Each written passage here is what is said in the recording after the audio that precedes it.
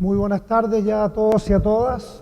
Supongo que hace un poco de hambre, pero quiero que por favor me muestren, para tener una idea del público y poder dar los énfasis apropiados, quiénes de ustedes son del mundo académico, las universidades.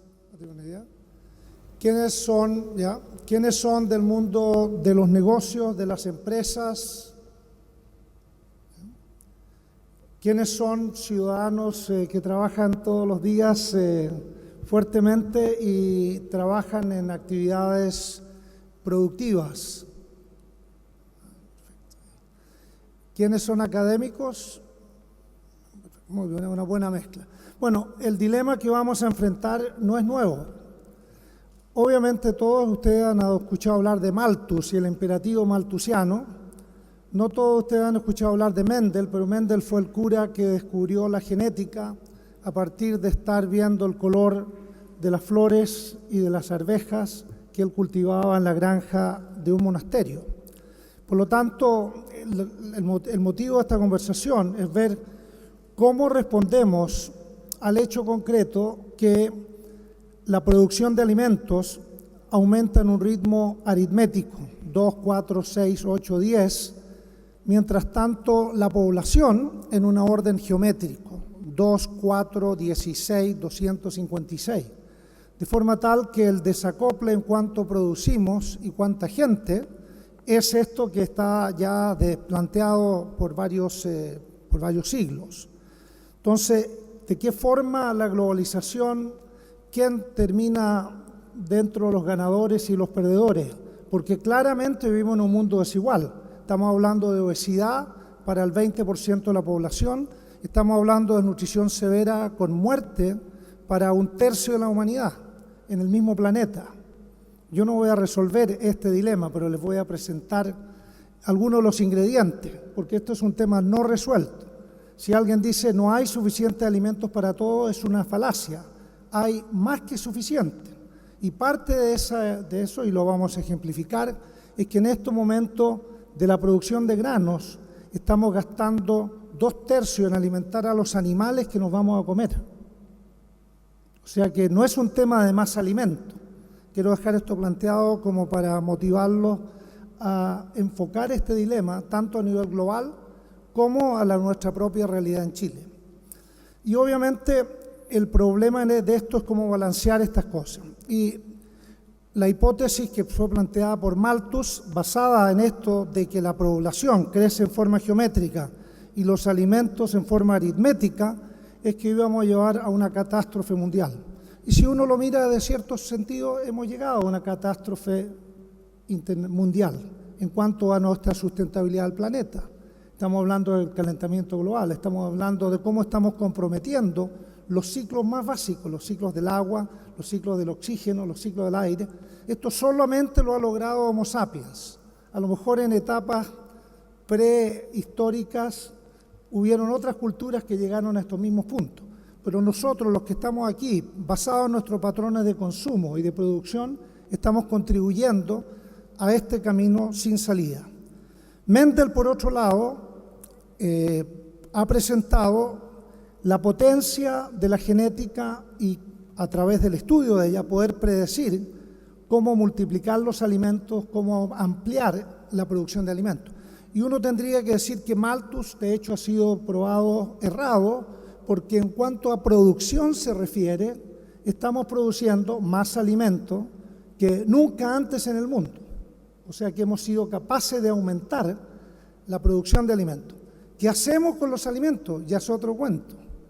Y les vamos a mostrar que en estos momentos estamos alimentando a 6 billones de cabezas de animales para alimentar a los humanos, ¿no?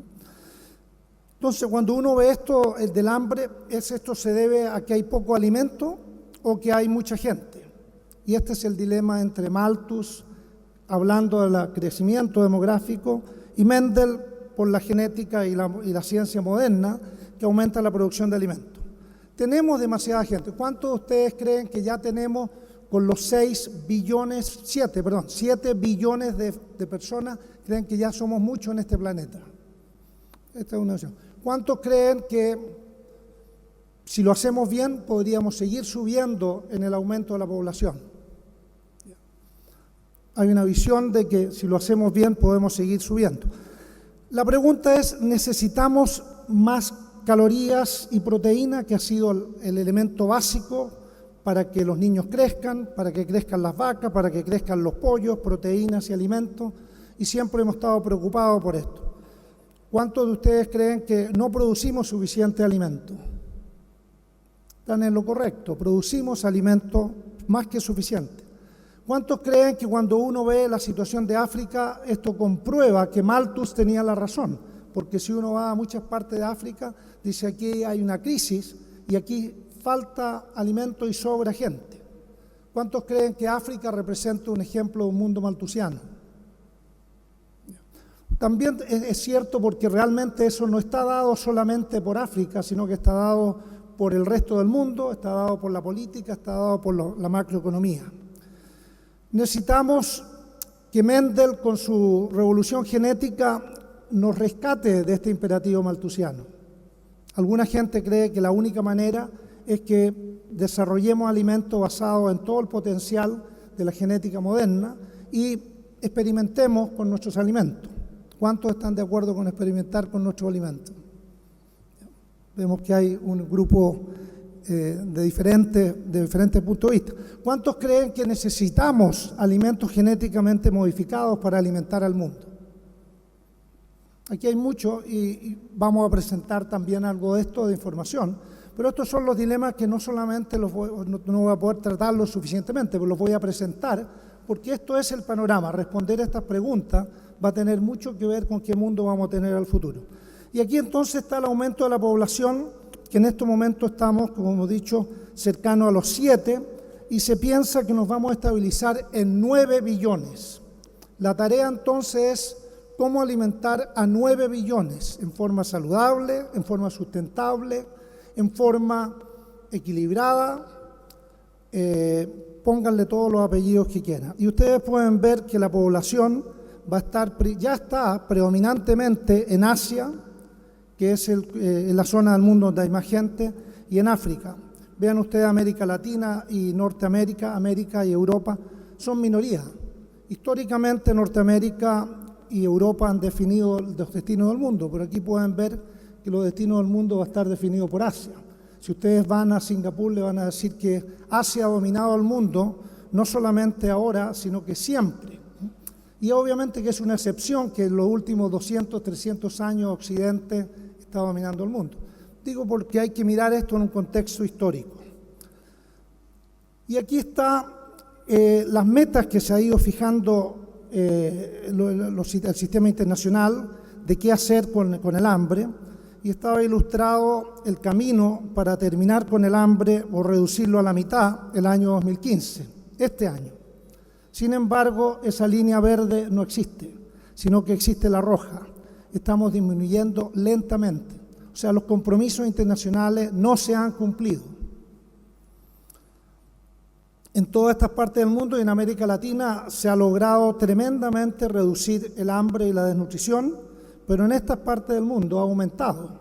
Por lo tanto, el escenario para América Latina luce relativamente bien, pero para Asia no tan bien. Y África subsahariana se ha puesto muchísimo peor. Entonces, reducción, y cuando miramos la reducción, nos encontramos que China es el principal responsable de la reducción. Por lo tanto, el balance neto, si sacamos a China, ha sido que ha aumentado el número de desnutridos, no ha disminuido. Obviamente China lo ha hecho mejor que muchos, y todos lo estamos viendo. La inversión en nutrición, en salud, capital humano, ya es la primera potencia económica. Por lo tanto, está diciéndonos que invertir temprano en la vida, en lo básico, es un muy buen negocio. Y ese es otro de los mensajes que tenemos todos que proyectar dentro de la política. Entre otros porque van a haber más votantes saludables y a lo mejor van a elegir por los mejores políticos, si uno cree que es un buen político. Pero a pesar de todo esto, muchos tienen hambre y desnutrición. Y aquí está, obviamente ha ido disminuyendo, pero ustedes pueden ver que África, específicamente el África subsahariana, ha ido aumentando. En todas las regiones del mundo ha ido disminuyendo. y en África subsahariana ha ido aumentando. Y ahí obviamente es donde tenemos los desastres políticos, los desastres ecológicos, los desastres sociales, etc. Pero esta es parte de esta realidad mixta, donde ha habido grandes progresos en América Latina, que ya era poco, y claramente el problema más serio está en Asia, y en Asia específicamente entre Pakistán, India especialmente, y especialmente los grupos pobres ahí. Esa es la región del mundo donde hay más pobreza, y China, por supuesto, ha progresado. Malthus ha sido probado equivocado. La bonanza económica en general se ha asociado a una disminución del número de niños por mujer. Por lo tanto, la fertilidad se mantiene, pero la fecundidad claramente ha disminuido y estamos muy cercanos, 2.1, que es el punto de equilibrio. Con 2.1 reemplazamos a los que se mueren. Pero eso entonces echa atrás el postulado malthusiano que la población iba a ser el motivo que íbamos a ponernos progresivamente peor.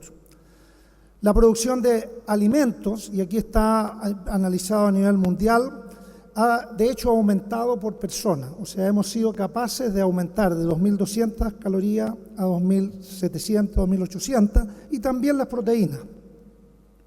Pero nuevamente aquí vemos que los alimentos que son protectores, la carne, la leche, el huevo, pescado, podemos ver los grandes desniveles. Los países desarrollados con cifras de 7, 8, hasta 10 veces más que los países en desarrollo. Por lo tanto, hay un tema de distribución. Y claramente no se cumple con de cada cual de acuerdo a sus necesidades, sino que de cada cual de acuerdo a su rol en el mercado. Y acá está entonces cómo se hemos ido desarrollando en prácticamente todo el mundo una mayor dependencia de la energía dependiendo de los cereales. Arroz, trigo, papas y los cereales en general son el porcentaje principal de la energía, especialmente en los países más pobres. Y aquí vemos cómo la pesca y la producción de pesca ha ido disminuyendo en los últimos años, principalmente porque hemos decidido depredar el mar. No estamos cultivando el mar. Si seguimos depredando el mar, vamos a perder los peces como de Chile, los pescados que yo como ahora no tienen nada que ver con lo que comíamos hace 20 años atrás. Hemos depredado el mar en vez de cultivarlo. Los japoneses lo cultivan. Y ellos obviamente pagan 3 y 4 veces más que lo que nosotros por el mismo trozo de congrio o el mismo lengua de erizo. Pero ellos están cultivando, ellos están preservando el ambiente. No traen arroz barato de Estados Unidos, no traen maíz para alimentar a las vacas. Las vacas se alimentan de pasto, el maíz no se usa el maíz americano, si bien es el más barato, está subsidiado. En estos momentos el principal motivo por el cual los cereales están baratos es el subsidio de 150 billones de dólares que pone Estados Unidos a la agricultura del maíz. Obviamente se subsidia la caña de azúcar, se subsidia la producción de alcohol. Por lo tanto, estamos con un esquema que está motivado por motivaciones económicas, muy defendible, pero estamos pagando el precio y las consecuencias de eso, directa o indirectamente. Y aquí está probablemente el por qué hay desnutrición a partir de que hay más productos. Y esto no es sorpresa para nadie. En este caso son los datos del UNDP, que cómo se distribuye la torta. El 20% más rico se lleva el 90% de los autos, se lleva el 90%, el 80% del papel, en ese sentido la cultura, 70% de la electricidad, 50% de la carne. De los cereales se lleva menos, pero cerca del 20%, que es lo que le correspondería. De forma tal que estamos viviendo en un mundo muy desigual y esto explica por qué todavía hay hambre en el mundo. Sin embargo, el otro aspecto es cuánto alimento podemos producir. Estados Unidos ha sido el mayor éxito de la agricultura mundial porque año a año aumenta la producción por hectárea.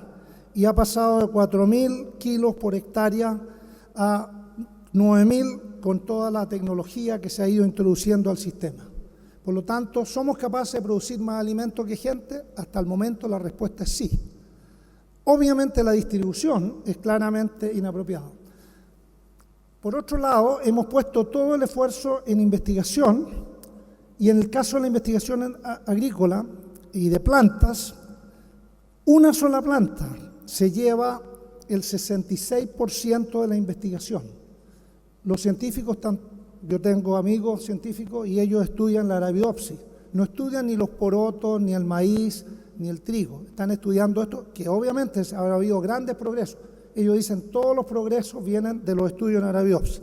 Pero uno podría decir, veamos de qué se alimenta la gente. Y la gente se alimenta de trigo, de maíz, de arroz, de papa, de azúcar proveniente de lo mismo que tenemos aquí en Chile, ¿no es cierto? La remolacha, gracias. Y vea cuánto poco se investiga de los que nos van a salvar. Lentejas, garbanzos, porotos, que son las legumbres, que reemplazan a la carne bastante bien si uno lo mezcla con cereal. Es decir, tenemos una producción que está favoreciendo los cereales, que está en la forma más barata de producir. Ese es el incentivo.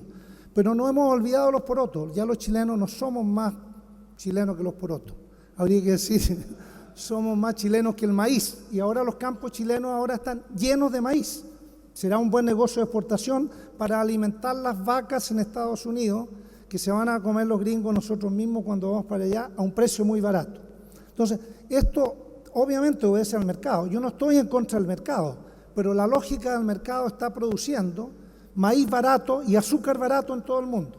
Por lo tanto, no cuesta entender cómo la región donde la diabetes y la obesidad más grande del mundo es precisamente en los países pobres, porque esos son los alimentos más pobres, porque son los más baratos. Entonces, tenemos claramente una desconexión entre las necesidades humanas y lo que ha sido comercialmente rentable, sobre todo con los subsidios. Chile todavía subsidia la producción de azúcar y por otro lado le quiere poner un impuesto. Algo tenemos que hacer. La lógica de eso es que ¿por qué no examinamos el sistema y actuamos en forma sistémica, más que decir la Coca-Cola, tal bebida, tal otro? Y obviamente esto requiere de legisladores, por lo tanto yo aquí estoy hablando como ciudadano con algunos de ustedes que van a estar respaldando esta postura, que claramente este es un tema para el Senado hoy día y mañana, y que tenemos que examinar dónde están los subsidios, dónde están los incentivos para los que van a producir barato. Y Chile tiene una oportunidad para sí y para el mundo, si lo hace bien. En la caja ahí muestra las variedades de arroz que había en cualquier mercado. Si ustedes todavía si van a la China se encuentran así. La variedad, antes habían 10 tipos de porotos, ahora hay un solo tipo de poroto. El poroto más barato, habían muchos tipos de maíz, habían maíces de muchos colores, cada uno con sus beneficios. Ahora el maíz es todo igual. Y aquí está ese ejemplo, pero no solamente eso, está en la cebolla, en las lechugas, en los tomates. Hemos perdido la diversidad por un beneficio económico. A lo mejor hay que balancearlo. No digo que no busquemos la productividad, pero balanceémoslo, porque junto con eso estamos perdiendo oportunidades. Aquí está el precio de los cereales, y aquí sí que tenemos un problema, porque en los últimos años el precio de los alimentos se ha acoplado al precio del combustible. Por lo tanto, lo que hagan los varones del petróleo en el Medio Oriente define qué va a estar en el plato de los pobres en todo el mundo. Claramente eso no es una manera de regular un mercado y poner al hombre y a los seres humanos como prioridad por sobre los vehículos, los aviones y todo lo demás. Obviamente no tenemos un sistema político global. En este mismo sistema político estamos acumulando no solamente el gasto de combustible, sino que también el calentamiento global va en directa relación. Y la capacidad de atrapar CO2, que es con la agricultura, empieza a ser perdida por este sistema. Y esto entonces se ha ido perdiendo la diversidad de esto y se ha acoplado al precio de los alimentos al precio del petróleo. Por lo tanto, estamos en una economía que las personas se transforman en pobres y en desnutridos, dependiendo de lo que pasa con el precio de los combustibles. Por otro lado, tenemos cambio climático que ya está ocurriendo. Esto no es para el futuro. Estas son las sequías de Tailandia, las sequías de Australia, que en todos los récords, en todos los países, se está viendo que las sequías son cada vez más severas, duran más tiempo y son peores. Por lo tanto, el cambio climático no está 100 años más, ya empieza. Esta es la sequía en África. Y esto, obviamente, la demanda de alimentos sigue aumentando. Y esto estamos proyectados, como digo, que vamos a llegar a 9 billones y probablemente estabilizándonos en alrededor de 9 billones. Por otro lado, el apetito por la carne en el mundo es insaciable e irresistible. La presión de la gente por consumir carne es muy alta. Por lo tanto, la capacidad de compra de las vacas y del ganado es mayor que la de los pobres del mundo. Tiene una capacidad de comprar 5 veces más. El precio de la carne es más negocio que el valor, la capacidad adquisitiva de los pobres del mundo. Por otro lado, estamos usando el maíz y el azúcar para construir diésel, biodiesel, eso está en Chile, está en todos lados, y obviamente el precio entonces de la comida va a estar asociado al precio del petróleo. Y eso está pasando, y esto obviamente tiene consecuencias de diferente tipo. La crisis no es una crisis de producción, sino que es una crisis de precio.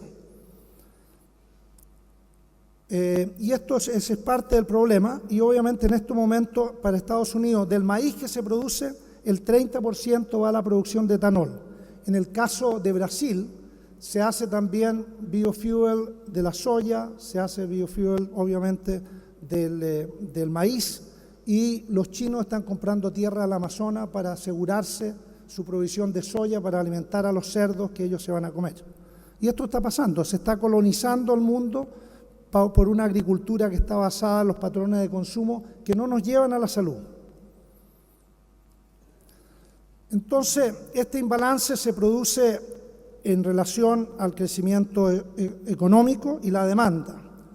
Por otro lado, los alimentos ahora tienen precio basado en su equivalente de combustible. Estamos compitiendo entonces, o sea, los pobres van a sufrir de acuerdo al precio del petróleo. Y obviamente la productividad, la inversión en la productividad agrícola es muy limitada. En este momento ya se hicieron las inversiones para aumentar la productividad del arroz y la productividad del maíz y la del trigo, y ahora está siendo dominado por lo que alimenta la economía. Pasa que con los cambios climáticos van a haber cambios en precios también mucho más violentos, y que vamos a tener gente transformándose en desnutrido basado en el precio de la energía. Y esto obviamente no es un panorama muy sustentable, y es un panorama donde van a haber problemas relacionados a esto. El crecimiento demográfico tiene poco que ver con esto. Por lo tanto, la seguridad alimentaria tiene también consecuencias políticas. En cada parte donde hay cambios de precio, hay fenómenos sociales, y en Chile no hay ahora, pero antes cuando cambiaba el precio del trigo también había movilizaciones sociales, pero estas están ocurriendo en muchos países, y por supuesto los que más sufren son los más pobres. Y esto ha ocurrido en diferentes partes de África, en el mismo Argentina, en México, cuando cambian los precios. En Chile había también protestas cuando cambiaban los precios de los alimentos básicos, y eso obviamente va a volver. Por lo tanto, tenemos que pensar en los precios de los alimentos, y tenemos que tener políticas apropiadas. Tenemos que tener los subsidios en el lugar correcto, subsidios en la solución de los problemas en forma sustentable, no en que tenemos ahora combustible barato y hambre para mañana. Y obviamente la inversión pública en la agricultura es fundamental para que esto ocurra. En Chile los subsidios todavía están destinados a la remolacha y a los productos que son menos saludables. Y lo otro es que no se puede actuar en forma aislada en la economía. Cada cosa que se haga va a tener implicancias generales. Por lo tanto, estos cambios, estas políticas tienen que ser miradas en forma global.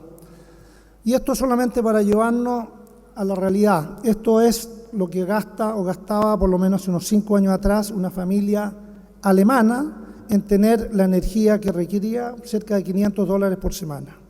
Esto es lo que compra alguien en Italia, en Sicilia, con $260 por semana. Esto es lo que compra alguien en Egipto con $70 por semana. Todavía tenemos bastante diversidad. De hecho, esto es probablemente más saludable que las dos primeras. Y aquí en Bután, que es el país de la alegría y de la felicidad, para comer así se gasta $5 para una familia semanal. Pero lamentablemente 800 millones de habitantes viven con menos de $2 al día, y esto es lo que comen. Este es el mundo en que vivimos. Alguien podría decir, ya es un mundo maltusiano, pero es algo que está fabricado no por las leyes que Malthus predició, sino por la manera como estamos manejando nuestra especie y nuestro ambiente. Tanto la India como China han aumentado su producción y su consumo de alimentos. Por lo tanto, ellos son responsables de que haya menos hambre en el mundo. Estos eran los países que tenían más desnutrición. Zimbabue, con su colapso político, iba bien y ahora va en la dirección opuesta. Cuba, por supuesto, la revolución trajo muchas buenas cosas, pero transformó al país en monoproductor de caña y obviamente Cuba tuvo con el embargo esta caída en producción de alimentos porque no tenía petróleo para hacer manejar los tractores, etc. De hecho, Cuba vivió entre el año 90 y 93 una caída de 500 calorías en el racionamiento que se daba semanalmente a las personas, 500 calorías por día, una reducción que en cualquier otra parte hubiera producido una revolución. Y pueden ver ustedes que lo compensaron aumentando el azúcar. El azúcar está en las X. Lo que está en las X ahí representa el aumento en azúcar. Si yo como más azúcar, el azúcar son calorías vacías, y ellos tienen un sistema de racionamiento, y estos son fotos reales de ahí mismo. Ellos tuvieron una epidemia de desnutrición por vitaminas del complejo B, ceguera, especialmente en los hombres, que eran los que recibían la ración peor, y porque reemplazaban en los hombres que trabajaban físicamente, esa caída de calorías de alimentos se la daban como azúcar, y el azúcar, por supuesto, son calorías vacías. No hay que ser experto para ver que los alimentos que son más dependientes del ingreso, y aquí está puesto la elasticidad, es decir, cuánto cambia el consumo con un 1% de cambio en el precio. Pueden ver ustedes que los países desarrollados, en el lado izquierdo, van a ver ustedes que los precios afectan muy poco el consumo. Sin embargo, los países pobres, el cambio de un 1% tiene un efecto importante, especialmente de leche, carnes y fruta y verdura. Por lo tanto, los pobres del mundo terminan alimentándose principalmente de cereales. Y eso es peor todavía en los países en desarrollo. Por lo tanto, los ajustes que hay que pensar tienen que ir con un concepto de equidad. Y equidad en este caso es protegiendo a los grupos más vulnerables. El punto de las barreras de los intercambios comerciales, el desarrollo de la agricultura, y todo esto tiene que ir con un criterio no solamente de producir calorías, sino que producir los alimentos protectores. Ustedes vieron los principales 4 alimentos: trigo, arroz, cazaba y otro más de calorías. Ninguno de las legumbres está incluida ahí. De hecho, los chilenos ya no somos más buenos, somos basados en los porotos. Ya los porotos cada vez se consumen menos en Chile. Entonces, esta tragedia que está ilustrada acá, por un lado por el arte de Botero y por otro lado por la realidad de África, aquellos que necesitan más tienen menos, y aquellos que necesitan menos tienen más. Esto no se resuelve con una política a menos que vaya enfocada a las necesidades de los que tienen menos. Y aquí está entonces el consumo de alimentos basado en las desigualdades, y podemos ver que en los grupos desnutridos el consumo es realmente predominantemente de los grupos más pobres. Ahora veamos las consecuencias de esto, y aquí está ilustrado de qué se mueren los ciudadanos del mundo. No de la media, no de cuánto ataque al corazón. La gente no se muere del ataque al corazón, se muere de que tiene presión alta y que es tratable, y que si uno no hace nada termina el ataque al corazón. Si uno medicaliza esto, son todos problemas médicos. Si uno ve las causas de las causas, no tiene que ver con que haya más médicos o menos médicos, tiene que ver con cuánta sal está incluida en los alimentos procesados, cuánto acceso a fruta y verdura va a tener las personas, etcétera, etcétera. Entonces, el camino preventivo. Si yo quiero medicalizar, voy a decir, necesitamos más hospitales, centros de atención cuaternaria, etcétera, etcétera. Si quiero ver las causas de las causas, va a estar basado en el uso del tabaco, en la sal, en el pobre consumo de fruta y verdura, en la inactividad física, en el exceso de peso de las personas, en el consumo de alcohol. Las deficiencias que están abajo, pueden ver ustedes que dan cuenta de pocas muertes y son principalmente entre los pobres. Pero la presión alta afecta a todos, a ricos y pobres. En las consecuencias del tabaco, la principal causa de cáncer del mundo, afecta a todos. El colesterol elevado afecta a ricos y a pobres. La desnutrición, por supuesto, principalmente a los pobres. Estas son las consecuencias de la salud. Y pueden ver ustedes las diferencias. Si uno va a África, las infecciones y las enfermedades, las infecciones que están aquí en gris son la principal causa de muerte. Si uno va al resto del mundo, son las enfermedades llamadas no comunicadas, no transmisibles, que en realidad se transmiten a través de alimentos baratos, de comidas que son inadecuadas, de sistemas productivos que no traen fruta y verdura. De hecho, en Chile mismo se ha perdido. ¿Cuándo se comieron un tomate como el que alguien se comía hace 20 años atrás? Ahora estamos comiendo, parecen pelotas de ping-pong o lo que sea.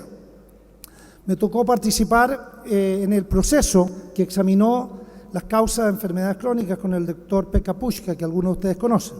Él, antes de llegar a la OMS, fue ministro de Salud en Finlandia. Dijo, ¿cómo hago para que en Finlandia hagan fruta y verdura? Lo que hizo fue subsidio a la importación de fruta y verdura. Ellos tienen leche y tienen manteca de montón. Dijeron, no, la manteca no la vamos a subsidiar, que estaban subsidiando la producción de leche, vamos a subsidiar la canola, el raps, porque ese es un aceite saludable y reemplazaron la manteca por el raps. Por lo tanto, estos son, si alguien dice qué es lo que se requiere, estos son los cambios. Y estos son los cambios que están en estos momentos traduciéndose en política que el Parlamento chileno y que muchos parlamentos están viendo. ¿Cómo reducimos el consumo de azúcar libre? El azúcar libre es el componente más barato para crear dependencia a un alimento. Si yo le pongo azúcar, la gente va a preferir eso. No podemos hablar de adicción, pero opera el apetito por el azúcar por los mismos mecanismos que operan los sistemas adictivos. Por lo tanto, el tema del azúcar es un tema. Las grasas trans nunca hubieran existido. Las grasas trans existieron por, nuevamente, el valor de la política. Napoleón III le prometió a las tropas que iban a poder tener mantequilla todas las mañanas, pero como la mantequilla se pone rancia, fabricaron una grasa que no se pone rancia, que un aceite vegetal lo hidrogenas totalmente. Entonces, todo pudo cumplir Napoleón con esa promesa y creó entonces la posibilidad de tener alimentos que tienen grasas de este tipo, grasas trans, que no se ponen rancia. Entonces, un éxito total, sin refrigeración. Y ahora estamos pagando las consecuencias porque esas grasas, que si bien son de origen vegetal, al hidrogenarlas las transformamos en la peor calidad de grasa. Obviamente los azúcares libres, en todos lados ustedes van a ver cómo se llena, casi todos los alimentos procesados están construidos con estos productos. Por otro lado, las verduras y frutas y verduras, las legumbres, han prácticamente desaparecido de nuestras dietas. Y hemos generado un sistema que cada vez nos movemos menos, por lo tanto no es sorpresa dónde terminamos.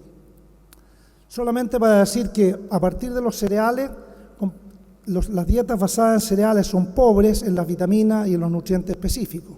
Pero si uno empieza en todo, excepto la papa para la vitamina C, estas son buenas fuentes de calorías, incluyendo el maíz, incluyendo el trigo.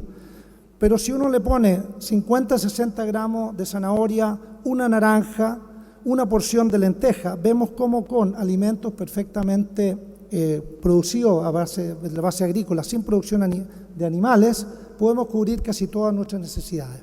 6 alimentos en un plato van a definir una dieta más o menos saludable.